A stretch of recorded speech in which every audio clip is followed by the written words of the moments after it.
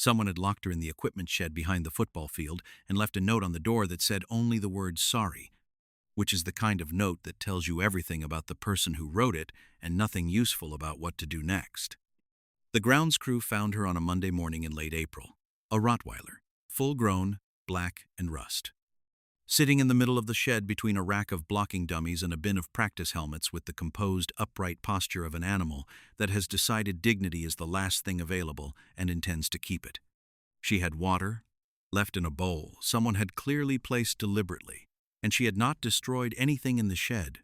which had surprised the grounds crew and would not have surprised anyone who looked at her carefully, because she had the face of a dog that had been through enough to no longer waste energy on things that didn't matter. The assistant football coach who was called to the field that morning was a man named Reed Calloway, and he stood in the shed doorway for a long moment looking at her, and she looked back. And something in the quality of that exchange was different from the kind of thing that happened between men and animals when neither one had anything particular at stake. They both had something at stake. If this story finds you tonight, tell us in the comments which city you're watching from, and subscribe to this channel before we continue. Because what happened in that equipment shed in the town of Bristow, Oklahoma on a Monday morning in April was the beginning of something that neither Reed Calloway nor the dog had any way to plan for. Reed Calloway was 43 years old and had been teaching history at Bristow High School and coaching the junior varsity football team for 2 years, which was the amount of time that had passed since he left the Navy and came back to the town he had grown up in and been trying to figure out how to be a person in rather than an operator. He was not a large man in the way that the word large usually gets used, not tall, not imposing, but built with a dense, efficient quality, like a thing made to take stress without showing it, and his face had a stillness in it that his students occasionally mistook for coldness until the game films came out on Tuesday mornings, and he sat with them and asked questions that were more interested in how they thought than what they did. He had dark blonde hair going gray at the sides and blue eyes that people in Bristow remembered being bright when he was 17 and noted now as careful. And he wore the same thing most days: dark slacks and a school polo in the classroom, shorts and a school polo on the field, as if the consistency of the exterior was holding something in place that might otherwise shift. He had been a Navy SEAL for 15 years and had left not at the Navy's request but at his own, following a helicopter crash in a training exercise off the Virginia coast 3 years ago that had killed 5 members of his team and left Reed as the only survivor, not because of anything he had done, not because of any decision or action or failure, but because of the particular arbitrary geometry of where the machine had come apart and which positions had survived it. He had been cleared of any operational contribution to the crash. The investigation had been thorough. None of that had been the point. The point, which he had not yet found a way to explain to anyone in Bristow, including the school counselor who checked on him at intervals with the careful discretion of someone managing a known but unacknowledged situation, was that 5 men he had known better than he knew most members of his own family had been living, and then had not been, and he had been in the same event and had not followed them. And the gap between those two facts was not something that formal clearance addressed, because formal clearance was about causation, and this was about something else. Something closer to the question of why a specific human life continues when the ones around it do not. And Reed had not found a satisfying answer to that question in 3 years of looking, which was not a surprise, because nobody had. He taught his history classes with the kind of attention that made students feel the past was something that had happened to real people, rather than a sequence of dates. And he coached his football players with the kind of patience that came from knowing the difference between a problem with a solution and a situation that required endurance. And he went home to the house he was renting on the east side of town and cooked his dinner and read until he went to sleep. The person in Bristow who knew the most about Reed without having been told was a man named Clarence Tibbs, who was 71 years old and ran the barber shop on Main Street that his father had opened in 1961 and that Clarence had been working in since he was 15, first sweeping and then cutting and then owning,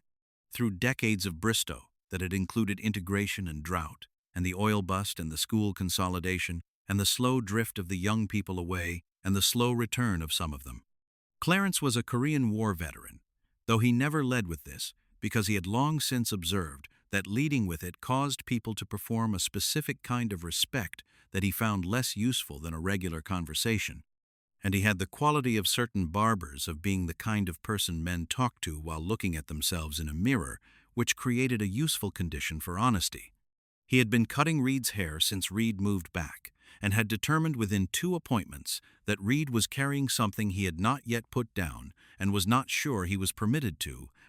and had said nothing about this because Clarence had learned in 71 years that saying things before a person was ready to hear them was a form of kindness that served the speaker more than the listener.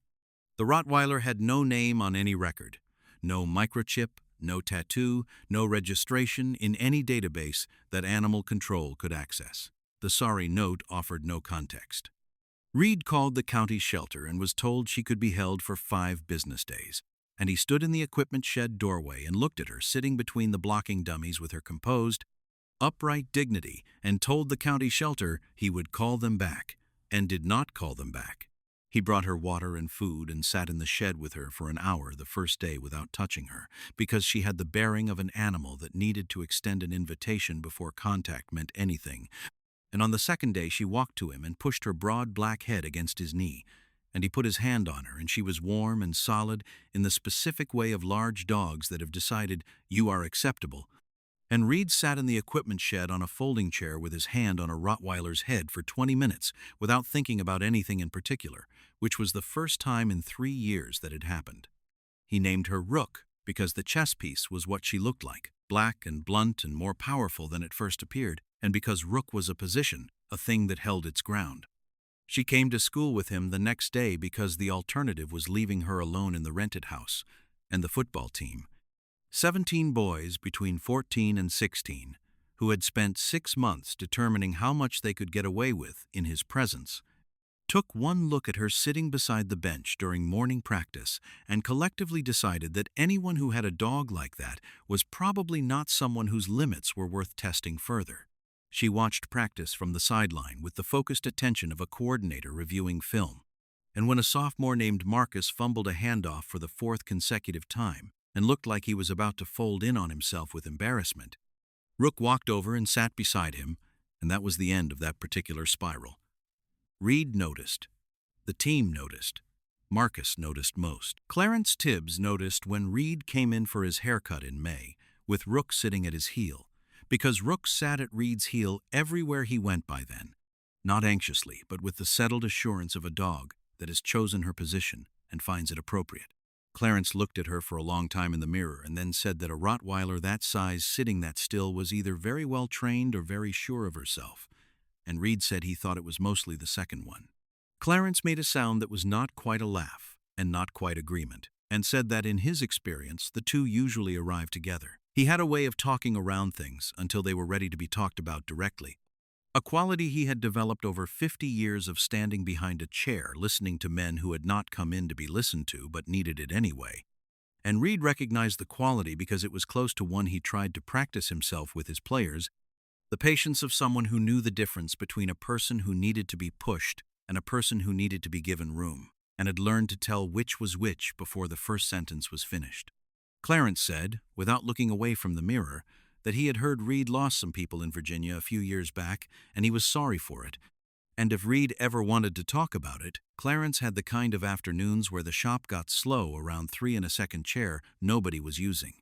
Reed looked at himself in the mirror for a moment, and then said he might take him up on that. Clarence said good and went back to cutting, and that was how it started, slowly and on Reed's terms, which were the only terms that worked, 3 years in. The game that mattered came in October, the homecoming game against Sepulpa, which Bristow had not won in 7 years. It should not have been the kind of game that mattered to Reed beyond the ordinary professional investment of a coach in a result he had prepared his players for. But the week before the game, Marcus's father, who had been incarcerated since Marcus was 6, called the school asking for contact information that Marcus had not provided for a reason, and the call was handled correctly by the front office and did not reach Marcus. But Marcus found out anyway, because small towns have their own information systems, and he came to practice on Wednesday with the specific quality of a teenager who is trying to hold something together that is pulling apart. And he fumbled 3 handoffs and missed 2 blocking assignments and stood on the field after practice with the same look Reed recognized from the equipment shed in April, except larger and more dangerous. Reed sent the rest of the team in and stood on the field with Marcus and Rook pressed against Marcus's thigh. And Reed said nothing for a long time, and the silence was the kind that a football field holds well in October. Wide and cooling, the lights not yet on, the grass still smelling of the afternoon. Then he said that the thing you were born into and the thing you built were different things, and that the field was the second kind, and that what happened on it was his. He said also that he had spent 3 years believing he owed a debt he could not pay, and that the closest he had come to understanding what to do with that was standing on this field on Tuesday mornings asking questions he actually wanted the answers to. He did not explain further because 16-year-olds do not need the whole sentence. They need the part of it that is true, and Marcus had enough of his own understanding of debts that arrive without being chosen that the rest was not required. Marcus looked at him. Rook's weight didn't change against his leg. Marcus nodded once, the way 16-year-olds nod when they have understood something they don't yet have words for. She was left in an equipment shed with a note that said sorry, and the person who wrote that note made the only decision they knew how to make, and it turned out to be the right one, even if they will never know it. 5 men Reed Calloway loved are still gone, and he has not found the answer to why he is the one who continued, and he no longer believes he is going to find it in the form he was looking for. What he has found instead is that the debt he felt he owed is being paid in a currency he did not initially recognize, which is presence, showing up on a field on Tuesday mornings with a question about how someone thinks, sitting in a barber's chair at 3 in the afternoon when the shop gets slow, standing on a sideline in October while 17 boys become something more than they arrived as. Rook presses against his leg on the bad nights, and he puts his hand on her broad black head, and the weight of her is the weight of something that has decided to stay. And that is the thing, in his experience, that distinguishes the living from everything else. If this story reached you tonight, share it with someone who needs a reminder that presence is its own form of payment. Tell us in the comments which moment moved you most and which city you are watching from. And if you can, look into a Rottweiler rescue near you, because they are misunderstood in exactly the way that certain people are misunderstood, and they deserve someone willing to sit in the shed. Subscribe to this channel, and we will keep finding these stories.